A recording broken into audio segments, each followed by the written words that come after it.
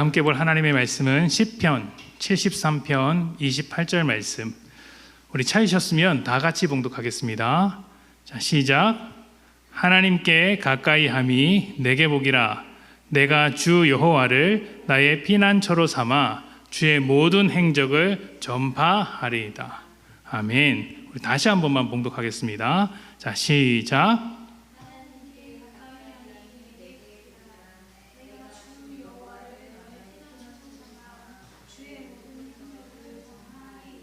아멘. 행복산업이라는 말씀을 들어본 적이 있습니까? 행복산업. 처음 들어보십니까? 이 말이 최근에 나온 말은 아니고 꽤 예전부터 있던 말이라고 합니다. 한 10여 년 전부터 등장한 말인데요. 2015년 윌리엄 데이비스가 출간한 책의 이름이기도 한 이 행복산업이라는 말은 행복을 기반으로 만든 산업, 행복에서 파생된 산업이라는 뜻입니다. 20세기 초반에 사람들의 물질적인 욕구가 어느 정도 충족이 되자 사람들은 그 다음 물질을 넘어서 새로운 삶에 대한 갈망을 갖게 되었습니다. 먹고 사는 문제를 넘어서 내가 어떤 삶을 살 것인가, 삶의 질에 대한 고민을 하기 시작했던 것이죠. 이것은 단순히 물질을 더 가져서 만족하는 삶이 아니라 그 물질을 통해 충족되는 감정을 원한다는 것이었습니다. 더 쉽게 말하면 물질을 얻는 것뿐만 아니라 그 물질을 통해서 만족하기를 바란다는 것이죠. 예를 들면 이런 것입니다.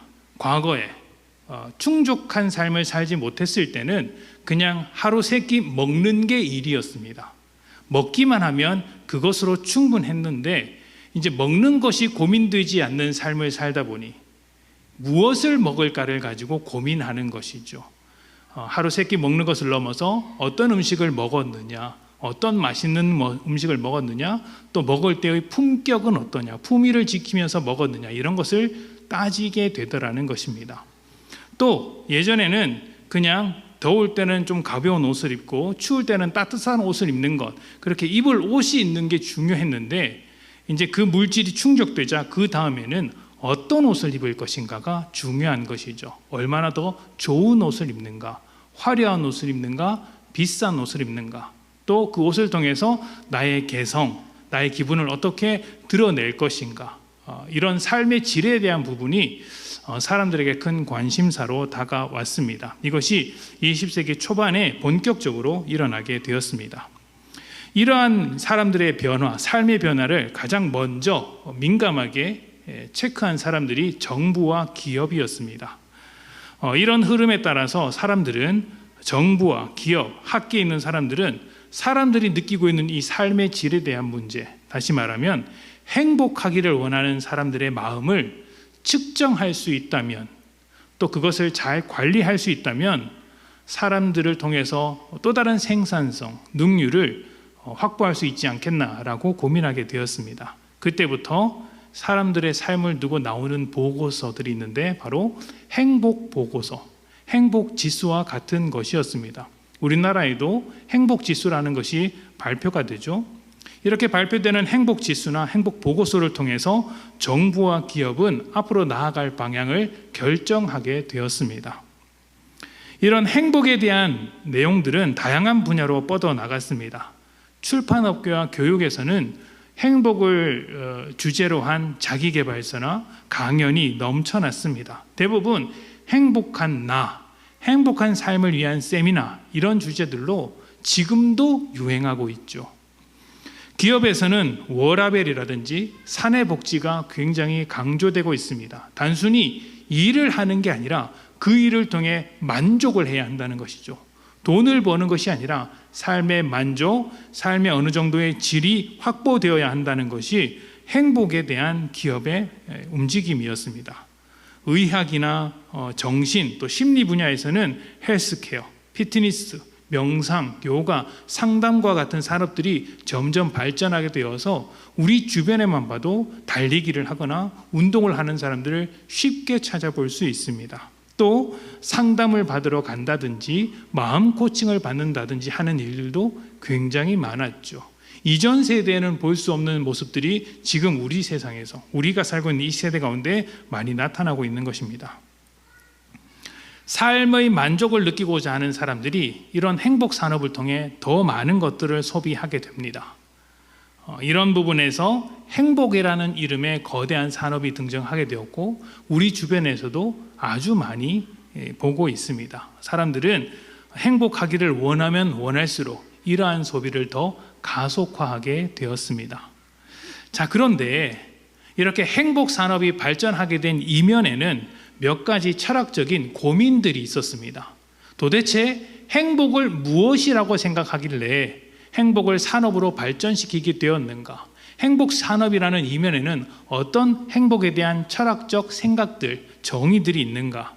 세 가지로 정리할 수 있어요. 첫 번째, 행복이라는 것은 감정이다. 행복이라는 것은 감정이다. 무슨 말이냐면 내가 행복하다고 느끼는 것이 중요한 거예요. 내가 만족하는 게 중요한 것입니다. 내가 그 순간순간 즐거워하는 게 중요한 거예요. 그래서 최근에 어떤 말이 있었습니까? 소확행이라는 게 있지 않았습니까? 그게 뭐죠? 작지만 확실한 행복, 이것 아닙니까? 그래서 하루에 거창한 행복은 아닐지라도 그냥 가까운 사람 만나서 수다 떨고 노는 것, 커피 한 잔 마시는 것, 그렇게 작은 즐거움들을 발견해서 내 삶에 누적하다 보면 그 행복의 횟수만큼, 크진 않지만 작은 행복들의 횟수만큼 내 삶이 행복하게 된다라는 것입니다. 행복은 내가 만족하는 것이다, 감정이다라는 것이죠. 두 번째는 이것입니다. 행복은 내가 노력하면 얻을 수 있는 것이다. 내가 누군가를 만나거나, 감정이니까 내가 뭔가를 해서 즐거운 감정을 많이 누리면, 또 나를 만족시키는 일들을 많이 하면, 내가 원하는 것들을 많이 할 수 있다면 그것은 행복한 삶을 살아갈 수 있는 길이 될 것이니 행복을 위해서 내가 노력해야 된다라는 생각을 가지고 있습니다. 마지막 세 번째는 이렇게 행복해야 할 우리가 행복하지 못하면 삶은 아무런 가치가 없다라는 이야기가 많이 있습니다. 다시 말하면 행복한 감정이 내 삶의 가치를 결정한다는 것입니다. 내가 행복하다고 느끼지 못하는 순간 살아갈 이유가 없어지는 거예요. 그러니 사람들은 어떻게 하겠습니까? 더 행복하기 위해 매달리게 되겠죠. 이러한 내용을 바탕으로 행복하기 위한 사람들이 더더욱 행복을 위한 소비를 하게 되었고, 그로 인해서 점점 더 커지게 된 것이 행복 산업입니다. 그래서 가만히 보면 사람들이 행복을 위해서 운동을 한다든지, 행복을 위해서 다양한 강연을 듣는다든지, 이런 삶의 질을 높여준다고 말하는 산업들이 시간이 지날수록 예전과 달리 점점 더 커지고 있는 것을 발견하게 됩니다. 그렇다면 사람들이 말하는 행복은 왜 이렇게 산업으로까지 발전하게 되었을까요? 사실 이 행복이라는 말의 어원을 쫓아가 보면 그 의미, 사람들이 행복을 무엇이라고 생각하는지 조금 더 잘 이해할 수 있습니다. 행복이 영어로 뭐죠? 죄송합니다. 제가 영어를 물어서 여러분이 좀 당황하신 것 같은데 아주 고급한 단어입니다. 해피라는 거죠. 어느 집 강아지의 이름이기도 한데, 자, 해피, 이것이 행복입니다. 또는 해피니스라고도 하죠. 이 영어 단어의 어원이 have이라는 것입니다. 근데 이게 중세에서 사용하던 영어 단어라고 해요. 어떤 뜻이냐면 우연, 행운, 갑자기 일어난 일, 이런 뜻을 가지고 있습니다. have에서 파생된 다른 언어들이 뭐가 있냐면 happen, 우연히 발생한 일, happening, 이런 것들이 있는 것이에요. 그러니까 행복이라는 단어의 뜻 안에는 뜻밖의 좋은 일이 생겼을 때 느껴지는 감정이라는 뜻이 있습니다. 해피, 행복이라는 우리가 일반적으로 말하고 있는, 세상에서 말하고 있는 이 행복이라는 단어의 뜻 안에는 미처 생각하지 않게 행운과 같이 내게 다가온 특별한 일이 생겼을 때 만날 수 있는 감정이라는 뜻이 담겨져 있는 거예요. 그래서 그 느낌, 더 좋은 감정, 그 느낌을 추구하기 위해 더 많은 소비를 부추기는 것이 바로 행복 산업입니다. 너 이것을 하면 너의 삶이 더 즐거워질 수 있어, 행복할 수 있어, 기뻐할 수 있어, 부추기는 것이죠. 그런데 이런 행복 산업이 행복을 부추기는 만큼 문제점 또한 심각합니다. 특히 우리가 철학적인 정의 3가지를 내렸는데 그 철학적인 정의 3가지 이면에는 더 심각한 문제들이 있습니다. 그리고 이 문제는 지금 우리가 살고 있는 현대사회 가운데 넘쳐나고 있는 문제들이에요. 우리 행복산업의 그 철학적 내용 3가지가 뭐라고 했죠? 하나는 행복은 감정이다.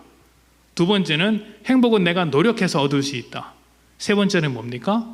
행복하지 않으면 가치 없는 인생이다. 이렇게 3가지 아닙니까? 첫 번째, 행복은 감정이라고 합니다. 그러니까 행복은 감정이라고 해버리니 우리는 기분이 조금 나쁠 때마다 불행하다고 생각을 합니다. 여러분 그렇지 않습니까? 누군가 내 기분을 조금 상하게 하면 행복하지 못한 삶을 살고 있다고 쉽게 단정 지어버립니다.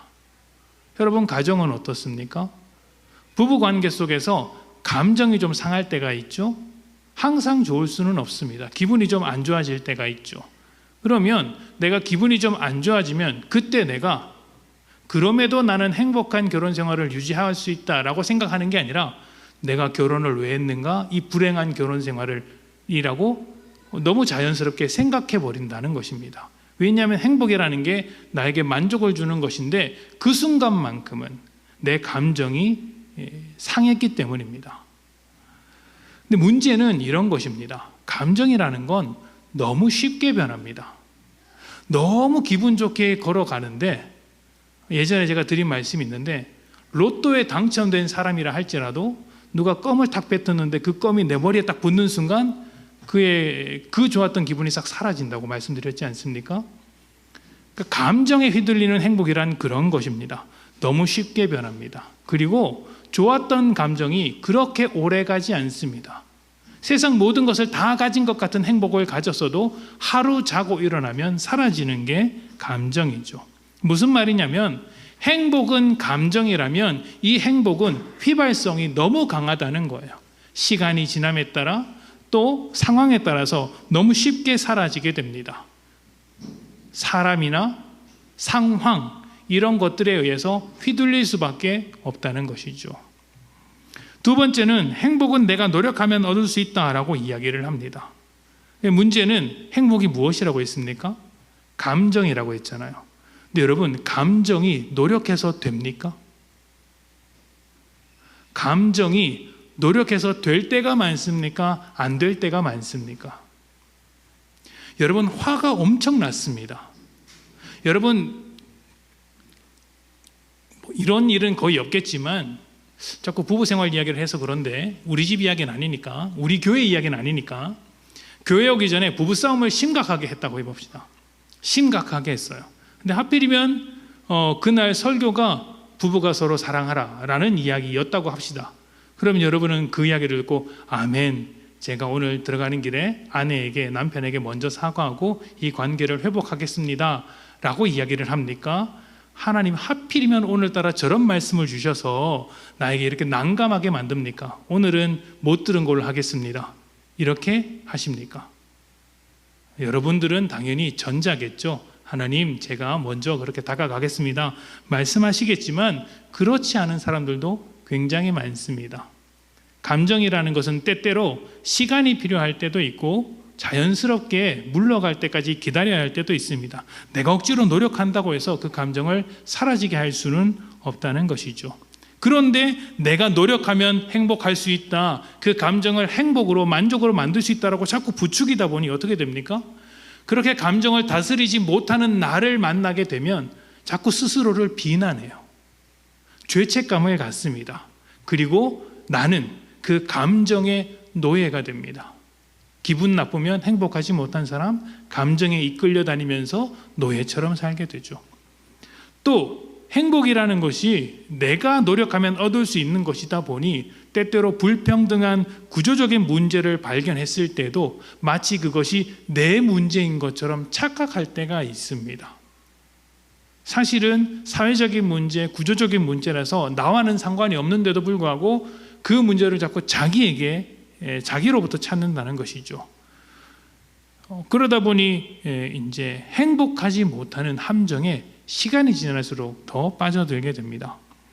세 번째는 행복하지 못한 삶은 가치가 없다는 것이었습니다. 행복한 감정이 내 가치를 결정한다는 것이죠. 그런데 살다 보면 행복할 때보다 행복하지 못할 때가 훨씬 더 많습니다.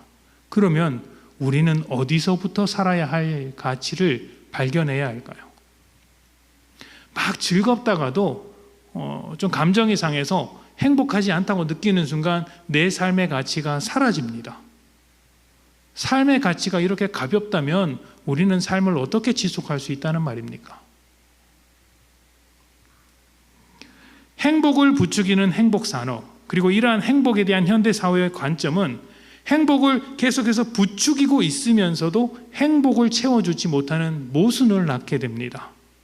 그래서 이 모순을 해결하기 위해 제시할 수 있는 방법이란 너의 감정을 위해 더더욱 소비하라. 더 많은 것을 가지고 더 많은 것을 누려라. 그러면 너는 행복해질 것이다. 이렇게 이야기할 수밖에 없죠. 그래서 누가 더 많이 소비하는지를 비교합니다. 그래서 더 많이 소비하는 사람이 더 행복한 사람인 것처럼 포장을 하죠. 문제는 그렇게 비교하는 것 자체가 우리를 불행하게 만든다는 것입니다. 비교를 통해 더 많은 자극을 하게 되고 그 자극으로 인해 소비를 충동하게 됩니다. 어떻게 되겠어요? 결국에는 중독으로 이어질 수밖에 없어요. 행복에 중독되어 소비에 소비를 더하는 세상이 됩니다. 행복이 우상이 되는 거예요. 그런데 우상으로는 우리의 마음을 채울 수가 없습니다. 그래서 행복 산업은 결국 우리의 마음에 공허함만을 남기는 거예요. 소비하고 소비했더니 남는 것이 없더라. 감정 소모만 심하고 그냥 그것으로 끝이더라. 다음 날이 되니 다 사라지더라 하는 것이죠. 여러분, 마음이라는 곳은 본래 하나님의 자리입니다. 하나님이 채워져야 하는 거예요. 그런데 우리는 그 마음에 다른 것들을 채워놓고 있으니 끝없이 만족하기를 원하고 끝없이 소비하기를 원하니 공허함에서부터 벗어날 수 없는 것입니다. 자, 그렇다면 성경은 무엇이라고 말할까요? 성경은 이 행복에 대해서 무엇이라고 말할까요? 여러분, 행복이라는 단어가 성경에서 얼마나 나오는지 아십니까? 행복이라는 단어. 놀랍게도 성경에는 행복에 대한 언급조차 없습니다. 제가 이것을 공부하면서 깜짝 놀랐어요. 한국어로 번역된 것 말고 히브리어와 헬라어 성경 원어로 이렇게 비교해 보면 지금 우리가 사용하고 있는 행복이라는 단어에 대응할 만한 단어가 발견되지 않습니다. 성경은 지금 우리가 지금까지 이야기했던 행복에 대한 이야기를 전혀 하고 있지 않아요. 영어로 번역된 성경에는 해피라는 단어가 나오기는 합니다. 그런데 그 많은 성경책 중에, 그 두꺼운 성경책 중에 나오는 건 딱 11번이에요. 근데 그 11번마저도 대부분 시편이나 전도서인 경우가 많고 그 내용을 다 뜯어보면 신명기나 욥기 가운데서도 나오는데 그 내용을 뜯어봐도 자기 만족, 감정의 문제라고 소개하는 부분은 없습니다. 그러니까 그나마 11번이 나오는데도 지금 현대사회에서 말하고 있는 이 행복의 개념은 성경에 등장하지 않는다는 것입니다. 그런데 행복과 비슷한 말이지만 구약 성경에서 400회 이상, 신약 성경까지 합치면 450회 이상 사용된 말이 하나 있습니다. 행복과 비슷해 보이지만 전혀 다른 의미를 가진 단어, 그러나 행복과 비교할 수 없을 만큼 많이 사용된 단어가 하나 있는데 바로 복입니다. 행복과 복은 비슷한 것 같아 보이지만 전혀 다릅니다. 복을 표현하는 대표적인 단어가 세 가지입니다. 구약에는 바락이라는 단어가 있고요. 또 아쉬레라는 단어가 있습니다. 신약에는 마카리오스라는 단어가 있습니다. 이 단어가 무엇을 의미하고 있는지 성경을 찾아보면 그 의미를 분명하게 알 수 있어요. 우리 창세기 12장을 찾아봅시다.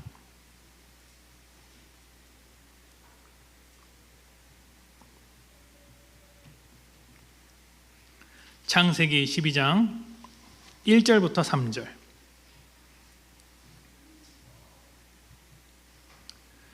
우리 함께 봉독하겠습니다. 창세기 12장 1절부터 3절. 자, 시작. 여호와께서 아브라함에게 이르시되 너는 너의 고향과 친척과 아버지의 집을 떠나 내가 내게 보여줄 땅으로 가라. 내가 너로 큰 민족을 이루고 내게 복을 주어 내 이름을 창대하게 하리니 너는 복이 될지라. 너를 축복하는 자에게는 내가 복을 내리고 너를 저주하는 자에게는 내가 저주하리니 땅의 모든 족속이 너로 말미암아 복을 얻을 것이라 하신지라. 아멘. 여기서 복에 대한 이야기가 굉장히 많이 나오죠. 하나님께서 아브라함에게 복을 주셨습니다. 그리고 아브라함이 복이 될 것이다 라고 이야기를 하시죠. 그 다음에는 너를 축복하는 자에게 내가 복을 주겠다라고 말씀하십니다. 그리고 마지막에는 땅의 모든 족속이 너로 말미암아 복을 얻을 것이다. 내가 너에게 복을 주었고 너가 복이 되게 하겠고 너로 인해서 모든 민족이 복을 얻도록 하겠다, 이렇게 말씀하십니다. 이때 사용된 단어가 바라크라는 말이에요. 그런데 이 바라크라는 단어의 뜻이 무엇이냐면 감정적인 만족이 아닙니다. 어떤 단어냐면 엎드리다, 무릎을 꿇다라는 단어예요. 그러니까 일반적으로 경배하는 사람의 모습, 예배하는 사람의 모습이라고 할 수 있습니다. 그러니까 지금 하나님께서 아브라함에게 무슨 말씀을 하시는 거예요? 아브라함, 너는 복이 될 것이다 라고 말하는 것은 너는 예배자가 될 것이다 라는 말과 같습니다. 너는 나를 경배하는 자가 될 것이다. 너는 나를 예배하는 자가 될 것이다 라는 뜻이죠. 자, 그런데 그것은 아브라함이 복이 되는 것이고 또 아브라함을 통해 다른 사람들이 복을 받는다는 건 하나님을 예배하는 예배자로 선다는 것이겠죠. 자, 그렇다면 하나님께서 아브라함에게 복을 준다는 건 무슨 의미일까요? 복이라는 건 예배자가 된다라는 의미라고 했습니다. 그럼 아브라함이 예배자가 되는 건 말이 돼요. 근데 하나님께서 아브라함에게 복을 주신다고 하지 않았습니까? 그럼 하나님께서도 예배자가 된다는 말일까요? 하나님께서 아브라함에게 복을 준다, 바라크한다, 무릎을 꿇는다 라는 말은 어떤 의미일까요? 여러분, 공원에 가시면 가족들이 335 모여 있는 것을 보신 적이 있으시죠? 부부가 유모차를 끌고 아주 어린 아이를 이렇게 데리고 산책을 갑니다. 그때 유모차에 앉은 아이가 뭐가 불편해서 엥 하고 울면 부모가 뭘 합니까? 뭘 해요? 아이를 가까이 들여다보지 않습니까? 가까이 들여다보기 위해서 무엇을 합니까? 무릎을 꿇어요. 엄마든 아빠든 아이의 시선을 맞추기 위해서 아이가 있는 위치까지 낮아지기 위해 무릎을 꿇는 거예요. 그게 지금 하나님께서 말씀하시는 바라크예요. 다시 말하면 하나님께서는 아브라함의 인생 가운데 동행하시기 위해 무릎을 꿇듯이 낮은 곳으로, 하나님 높이 계신 하나님께서 아브라함의 인생이라는 낮은 자리까지 찾아오셔서 아브라함과 눈을 맞추시고 계시다는 거예요. 내가 너에게 복이 되어 주겠다, 복을 주겠다, 내가 무릎을 꿇고 이 낮은 자리까지 와서 너와 동행을 하겠다. 너는 나와 동행하는 자가 되고 예배자가 될 것이다. 너를 통해서 다른 민족도 나와 동행하는 자가 되고 나를 예배하는 자가 될 것이다. 이러한 관점에서 복이라는 것을 말씀하시는 거예요. 아브라함이 복이 되는 인생, 아브라함을 통해 복이 전해지는 것도 아브라함에게 찾아오신 하나님을 아브라함을 통해 만나게 될 것이다라고 설명하고 계신 것이죠. 자, 또 하나 봅시다. 시편 1편 1절부터 2절입니다. 잘 아시는 말씀이죠. 시편 1편 1절부터 2절. 보통 시편은 성경책을 딱 접었다가 중간을 딱 피면 시편이 나옵니다. 빨리 찾으실 수 있습니다. 자, 다 같이 봉독할까요? 시작. 복 있는 사람은 악인들의 꾀를 따르지 아니하며 죄인들의 길에 서지 아니하며 오만한 자들의 자리에 앉지 아니하고 오직 여호와의 율법을 즐거워하여 그의 율법을 주야로 묵상하는도다. 아멘. 처음에 복 있는 사람은 이라고 시작을 하죠. 이때 사실 원어를 보면 복 있는 사람은 이라고 말하지 않고 복되다 그 사람, 이렇게 복을 선포하는 장면이 나와요. 아, 그 사람 참 복되다, 복되다 그 사람. 이때 복이라는 단어가 아슈르예요. 근데 이 복 있는 사람이 어떤 사람입니까? 1절부터 2절을 보니까 악인의 꾀를 따르지 않는 사람, 죄인들의 길에 서지 아니하는 사람, 오만한 자들의 자리에 앉지 않는 사람이라고 합니다. 그리고 오직 여호와의 율법을 즐거워하며 그의 율법을 주야로 묵상하는 사람이죠. 그러니까 어떤 사람이 복되다고 선포하고 있어요? 하나님과의 올바른 관계 안에서 가야 할 길을 가는 사람, 악한 길로 가지 않고 선한 길로 가는 사람을 이야기하고 있는 것입니다. 마치 앞에서 말씀드린 아브라함의 모습과 같지 않습니까? 낮은 자리까지 무릎을 꿇듯이 내려오셔서 하나님과 동행하게 된 이제 아브라함의 모습과 지금 주님의 율법을 묵상하면서 가야 할 길을 가는 이 사람, 복 있는 사람이 사실은 똑같은 모습의 사람이라는 것이죠.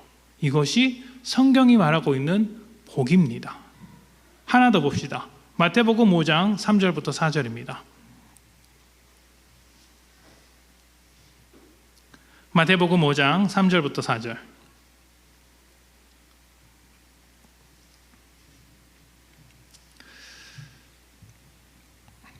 (3절부터 4절) 우리 다 같이 봉독합니다. 시작. 심령이 가난한 자는 복이 있나니 천국이 그들의 것이며 애통하는 자는 복이 있나니 그들이 위로를 받을 것이며. 아멘.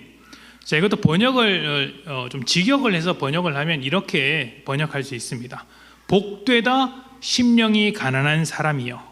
왜냐하면 천국을 가졌기 때문이다. 복되다 슬퍼하는 자요. 그들에게 위로가 있기 때문이다. 이렇게 번역할 수 있어요. 그러니까 행복을 얻기 위해서, 천국을 얻기 위해서 너희는 심령이 가난해져야 한다라는 게 아니라 심령이 가난한 그 자체, 애통하고 슬퍼하는 그 자체가 행복한 상태다. 왜냐하면 천국을 가졌기 때문이다, 위로를 받았기 때문이다 라고 소개하고 있는 거예요. 사실 행복산업과 같은 이해를 가지고 있는 세상이 이러한 사람들, 그러니까 가난하고 애통하는 사람들을 행복하다고 말할 수 없을 것입니다. 행복해져야 할 사람들이라고 이야기하겠죠.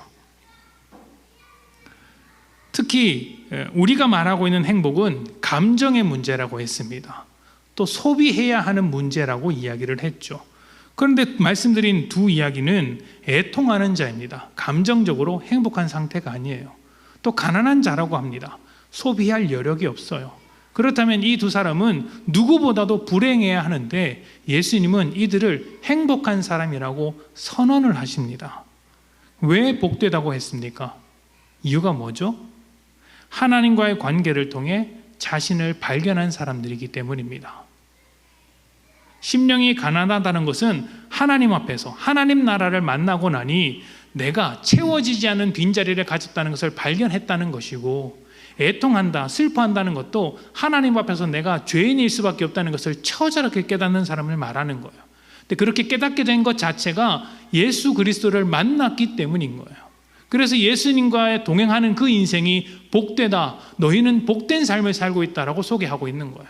세상이 볼 때는 심령이 가난하고 애통하는 모습일지 모르나, 세상이 볼 때는 행복할 수 없는 사람인 것처럼 보이나 사실은 하나님과의 관계 안에서 충분히 복된 인생을 살고 있다라는 것이죠. 자, 이 세 가지 말씀을 통해서 공통되게 말하고 있는 복의 특징이 무엇입니까? 복된 사람은 어떤 사람을 말하는 것입니까? 하나님과의 관계 안에서 살아가는 사람을 말하고 있는 것이죠. 하나님과의 관계 안에서 살아가는 사람이 복된 사람입니다.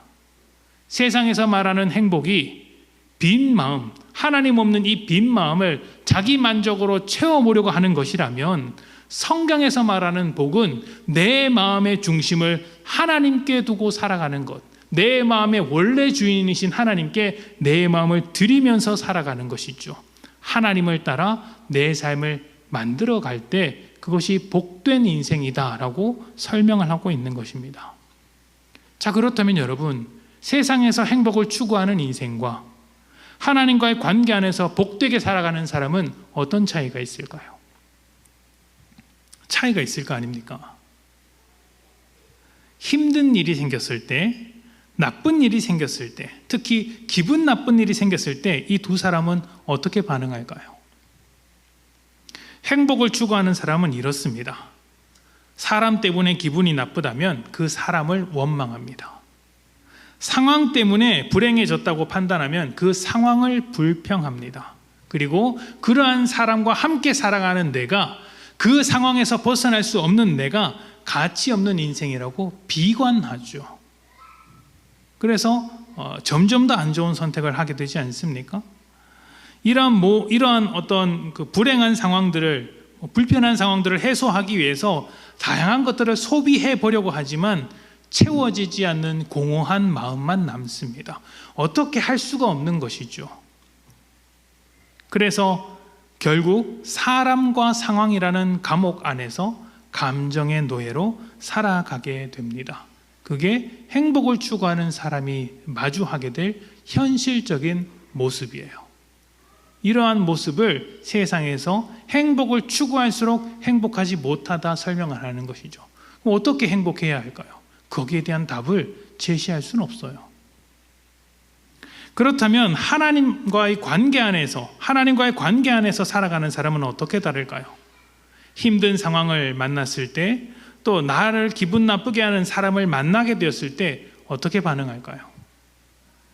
사람이나 상황에게 갇히지 않습니다. 왜냐하면 내 마음의 주인이 하나님이시기 때문이죠. 하나님께 마음을 두고 있기 때문에 사람이나 상황에 갇히지 않습니다. 하나님께서 이 감옥과 같은 현실 가운데서 우리를 건져내실 것이라고 믿으며 비관하는 삶이 아니라 소망하는 삶을 살아갑니다. 하나님의 일하심이 여전히 우리에게 있다는 것을 믿기 때문이죠. 그리고 나와 동행하시며 나를 포기하지 않는 하나님으로 인해 내 가치를 발견할 수 있어요. 내 주변에 둘러싼 사람, 나를 불행하게 만드는 그 상황 때문에 내 가치를 낮추고 비관하는 게 아니라 그러한 상황과 사람들 속에서도 나를 위해 이 땅 가운데 오신 주님의 그 은혜를 고백하며 여전히 내가 복되고 가치 있는 존재라고 고백할 수 있는 거예요. 그리고 여기서 한 걸음 더 나아가, 그럼에도 불구하고 여전히 나를 괴롭게 하는 상황, 나를 기분 나쁘게 하는 사람들 속에 둘러싸여 있을 때 어떻게 합니까? 왜? 라고 따지는 것이 아니라 하나님의 뜻을 묻습니다. 하나님께서는 충분히 나를 건지실 수 있음에도 불구하고 나를 이 자리에 두신 이유는 무엇입니까? 이러한 상황과 사람 속에 둘러싸여 살게 하시는 이유가 무엇입니까? 하나님의 뜻을 묻죠. 그리고 하나님과 함께 그 뜻을 이루어가며 우리에게 주어진 이 삶의 참된 가치를 발견하게 되는 것입니다. 행복을 추구하는 사람과 하나님과 함께하는 진짜 복된 삶의 삶이 이렇게 다릅니다. 여러분, 사람은 항상 달라집니다. 상황도 변하죠. 세상은 이런 변화 속에서 감정과 만족을 약속하지만 우리에게 남는 것은 공허함 뿐입니다. 다 변하고 사라지기 때문이죠. 그래서 우리에게 필요한 것은 만족이 아니라 우리 마음의 원래 주인 되시는 하나님이십니다. 하나님과 함께 살아가지 않는 이상 우리에게 복된 삶은 존재할 수 없습니다. 세상 모든 것이 변하지만 하나님은 영원하십니다. 변하지 않습니다. 변하지 않는 하나님께서 우리에게서 찾아와 무릎을 꿇고 눈을 맞추고 계세요. 그 유모차에 앉은 아기에게 눈을 맞추고 있는 부모처럼 우리를 향한 사랑을 느낄 수 있도록 우리의 눈을 바라보시며 내가 너와 함께 하고 있다, 이 말씀을 하시기 위해 우리가 살고 있는 이 자리까지 오고 계신 것이죠. 그것이 바로 십자가 아닙니까? 우리가 있는 곳까지 내려와서 우리를 대신하여 죽으신 십자가가 바로 무릎 꿇는 하나님의 복이 아니겠습니까? 혹시 여러분은 세상에서 행복을 쫓아가느라 하나님의 이 눈길을 외면하고 있지는 않습니까? 더 나은 조건, 더 확실한 만족을 추구하느라 하나님을 보지 못하고 있는 것은 아닙니까? 우리 오늘 말씀을 한번 읽어봅시다. 시편 78편 28절입니다. 시편 73편 28절. 우리 함께 읽겠습니다. 73편 28절 시작. 하나님께 가까이함이 내게 복이라. 뭐라고 있죠? 다시 한번 읽어볼까요? 시작. 하나님께 가까이함이 내게 복이라. 아멘. 하나님께 가까이함이 내게 복이다. 하나님과 함께하는 것이 내게 복이다. 나를 위해 낮은 자리까지 오셔서 나를 충만하게 하시는 하나님께서 나에게 복이 되신다. 하나님을 통해 내가 복된 존재로 살아갈 수 있다. 이렇게 고백하는 이 시편의 노래가 여러분의 고백이 되기를 소망합니다. 행복을 강요하는 이 감옥과 같은 세상에서 하나님과 함께 자유롭고 복된 존재로 살아가시기를 축복합니다. 우리 함께 기도하겠습니다.